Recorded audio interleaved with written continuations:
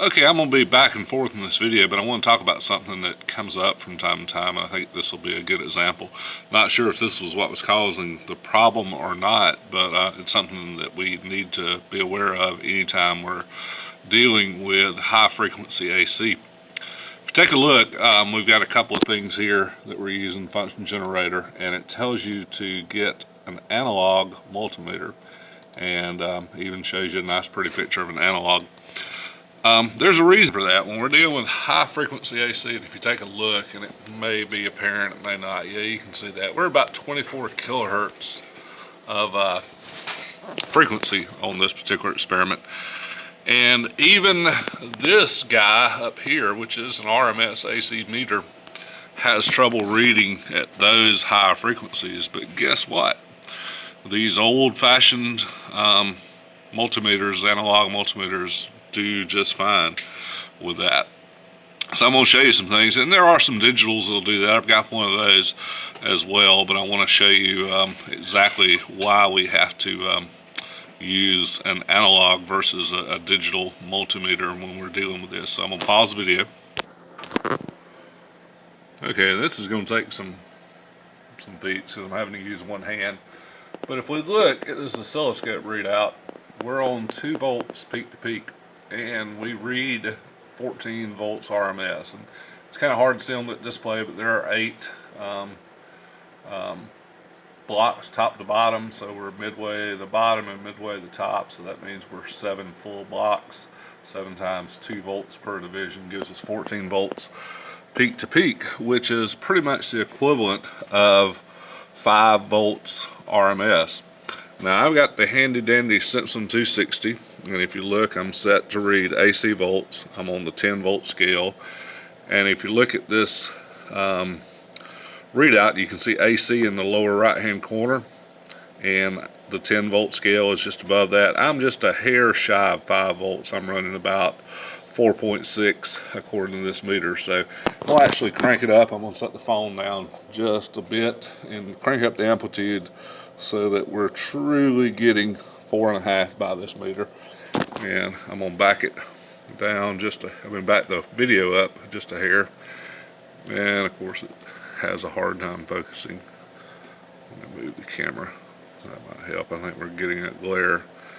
But try it.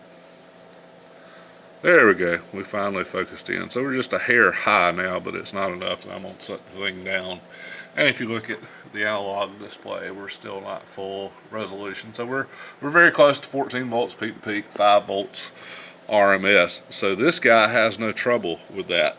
So while I'm talking, I'm going to hook up the good old G&W multimeter that we have on your benches, and I'm going to hook it to the same spot, and we're going to take a look at what it's reading. There, 2.93 volts, hardly 5 volts RMS.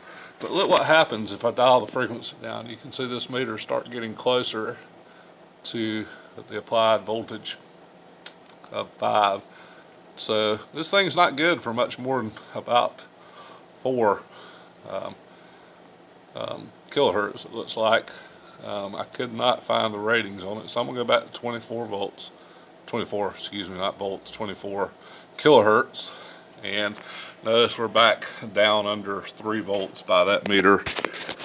And I'll try to do this. I'll try to put in the handy dandy analog meter. I need 3 hands when I'm doing this. But if we look, we're staying very close to the 5 volts that we had. Now, I'm going to pause the video again while I hook up a third meter. Okay, I'm sorry for the orientation change there. But if you take a look with the Fluke 87, which is about a $500 meter, this guy can read RMS. And if you notice, it says true RMS. Of course, I realize your bench meter says it's a true RMS. But again, that lets us know that when we're dealing with high frequency AC, we better make sure that the meter we're using, the instrument we're using to measure, is capable of doing that. And in this case, our best option would be the good old-fashioned analog multimeter, or a very high dollar Fluke that we may or may not have available. So these analogs have a purpose. There's a reason they still exist, and high frequency AC is one of those. I'll try to post a video as well to accompany this, kind of maybe explaining why these higher frequency AC voltages don't work so well on the old meters, but I think it's basically due to the timing circuits in the meters. I say old meters, older digital meters. Maybe it's the timing circuits that are inside the meters, but I'm not 100% on that. But I do know that we have to make sure our meter is capable of dealing with the higher frequency AC. Household AC, you're fine. Regular digital multimeter is fine. That's 60 hertz, which is nowhere near the 24 kilohertz, which 60 is 60 times per second. 24 kilohertz is 24,000 times per second.